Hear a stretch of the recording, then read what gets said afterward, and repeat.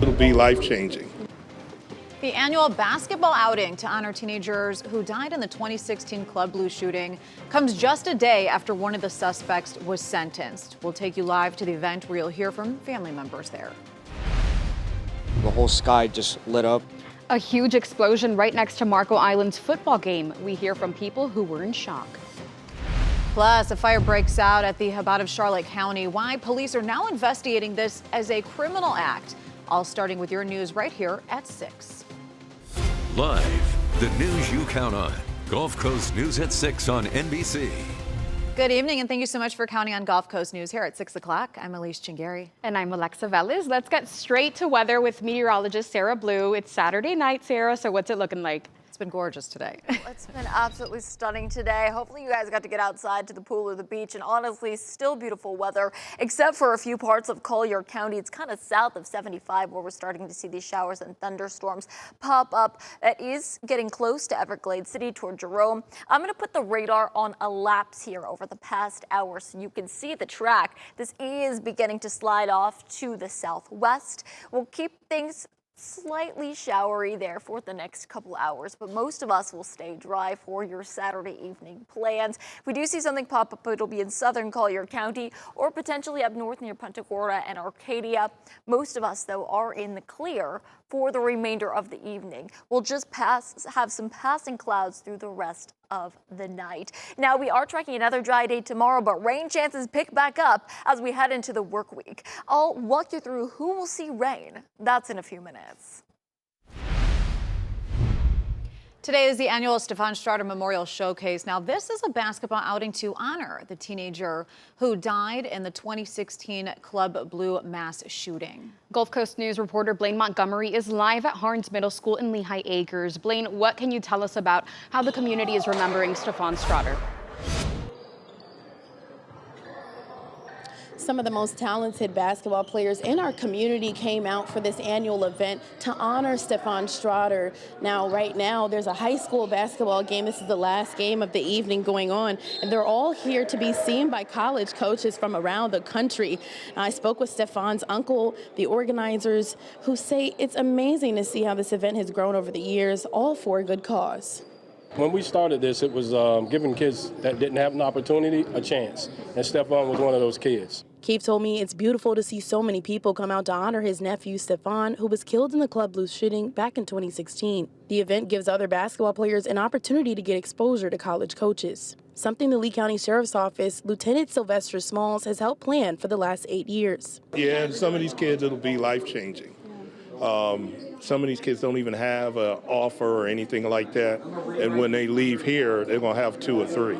It gives us that opportunity to say, hey, look, we're still following Stefan around. He's still got things going on in his name, even though he's not here. So it all makes us feel that we're part of something that would have been ongoing if he was still here. Yeah. Just yesterday, one suspect involved in the tragic shooting was sentenced to 25 years in prison. White says while it doesn't bring Stefan back, it brings relief to see justice being served. But it does feel like everybody that had a part of this still cares about making sure all the people that was responsible are held accountable. We also spoke to Deshaun Achilles, who lost his brother Sean Achilles in the shooting. Sean was just 14. Now he helps give back to other young players. I mean, it's very eye-opening because it was passed down to me. My little brother playing, he had a mentor, Coach Matt, and then he was doing the same thing for us. So now I'm able to look down and help the kids too.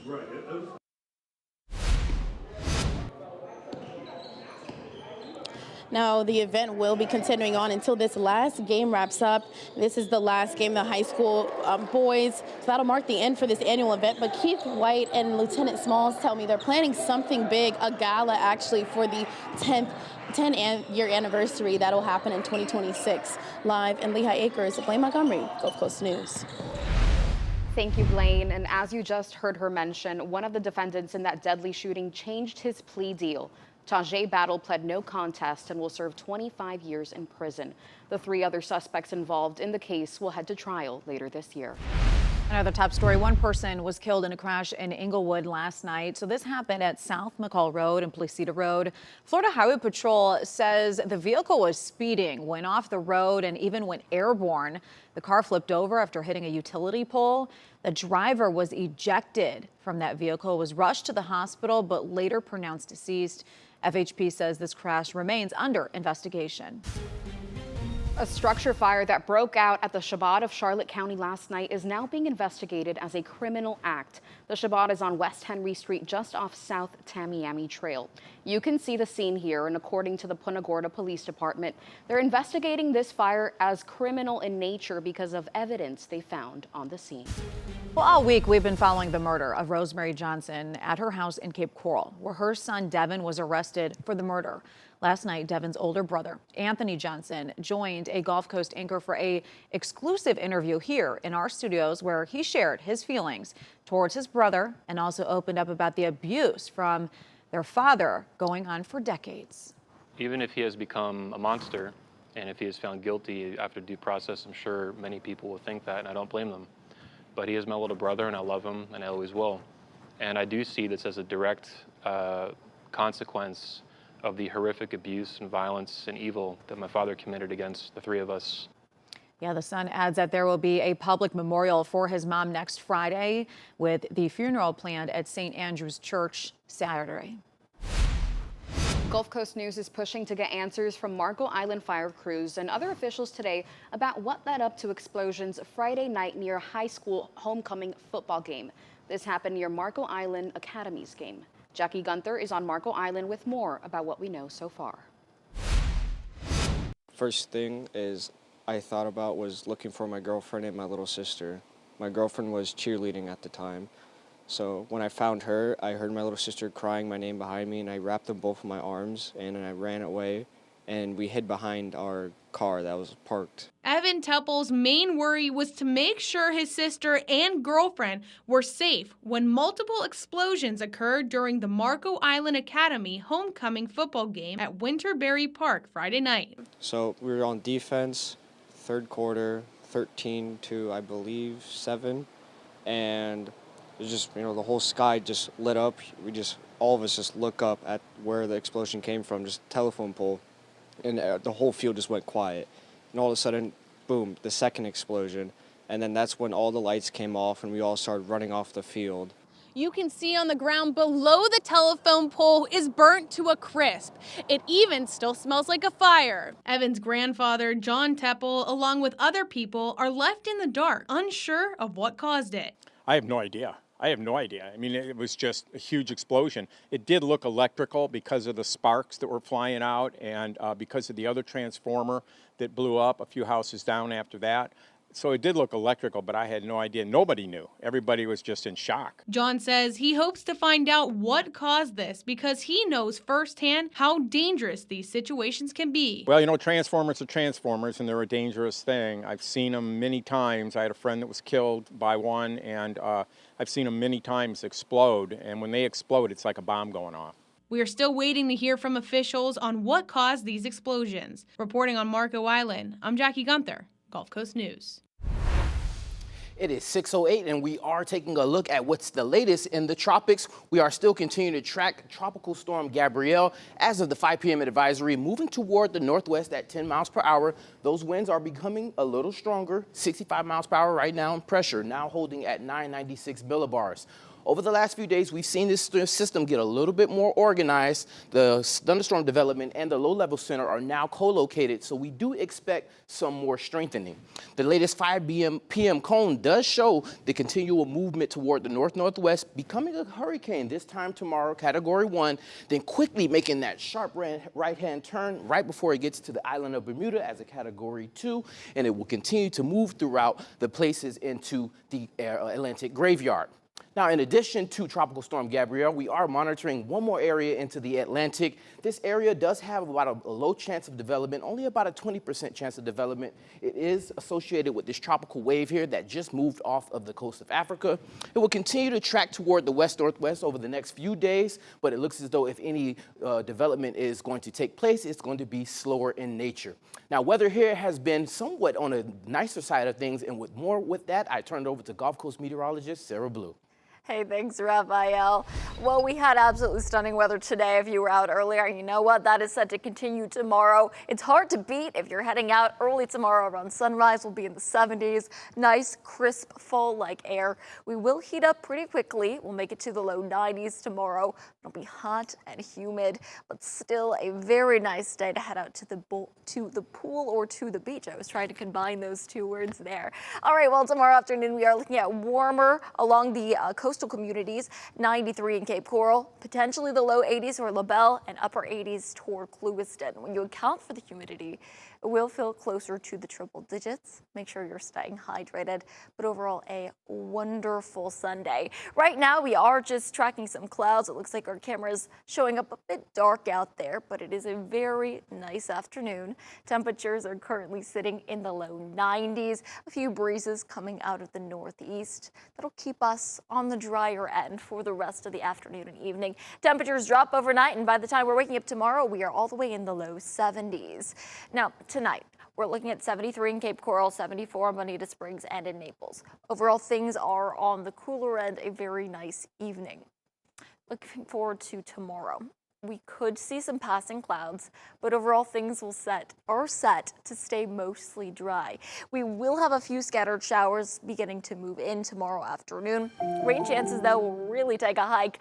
On Monday, about a 60% chance. We'll keep it rainy through the middle of the week. A chance to dry out Thursday and Friday. We have rain chances returning over the weekend. That's your Gulf Coast forecast. Over to sports with Bailey. Well, it was another busy weekend out on the gridiron as always, especially here in the Sunshine State. We're already halfway through our high school football season. Unbelievable. But let's take a look at some of the results from last night. Naples, Mariner, and Gulf Coast, all with shutout victories. Immokalee blows out Golden Gate. Cypress Lake is able to edge out Riverdale, and check out Bishop Verot taking down Homestead. And then it was a shootout between North and Lemon Bay. Ida Baker wins big and picks up second W this year. Lely and ECS each fall at home in week 5, but Bonita Springs, FBA, Newman all coming out victorious. And then in our game of the week, Cape Coral outlasts Estero. All right, let's turn our attention to the pro level up in Duval County. The Jags still going through some growing pains in the Liam Cohen and Travis Hunter era. The number 2 overall pick has flashed at times, but hasn't lived up the heavy investment that they made in him thus far, especially when it comes to offense. When quarterback Trevor Lawrence currently has a 32.4 passer rating when targeting Travis, amongst the lowest in the league, actually. It's a good time to remember that he's a rookie and it's only week 3. So right now, Travis and the Jags are taking things one game and one play at a time. It's always exciting when we're going out there and playing on Sunday. We just got to go out there and do our job. We see every game we want to go 1-0, so we got to be focused and be able to bounce back and do what we need to do to win. So times for the Jags to hold it down for Duval County. Kickoff against the Texans scheduled for 1 o'clock on Sunday in Jacksonville. On the college stage, a rivalry reignites Miami and Florida. 2 programs with very different starts to the season, but both with plenty to prove when they meet under the lights. Tonight, the Canes are in number 4 in the country, undefeated, coming off of statement wins over number 6 Notre Dame, number 18 USF, behind a Heisman contender at QB. Florida, on the other hand, dropped 2 straight against LSU last week. The defense gave up just 1 touchdown, but freshman DJ Lagway threw 5 interceptions. Coach Billy Napier says that the execution has to be cleaner, especially against a top 5 opponent. The state championship in the state of Florida is always going to be one of the highest goals that we have. These guys play against each other. The fan bases, alumni bases, they're at it all off season. This game is full of marquee matchups. I think there's really good players on both sides, and it's going to be a fun one to watch. And I think these are the games you come to play in as a competitor. When you sign up to be a player here, these are the ones that you look to. All right, kickoff in that one coming up at 7:30 on Gulf Coast ABC. USF with back-to-back losses now, an ugly one against South Carolina State. Over to Florida State, a big one, 45-7 in the third over Kent State. And right now, UCF beating North Carolina 27-3. Big games, big one in Miami. Hopefully the weather will hold up though, right? Yeah. Hey, crossing our fingers. Great day if you're gonna watch things inside. It will be a bit sunny outside, so maybe take the drink with you, stay a bit hydrated. We are going to keep things warm with rain chances picking up on Monday. That's our soggiest day. We have a chance to dry out Wednesday and Thursday. Rain chances pop back up on Saturday. I'm sure tonight's going to be a beautiful sunset, so if you have time to get out there and have some dinner outside, it looks like the sunshine, perfect time to do it. Well, thanks for joining us. We'll see you back here at 11.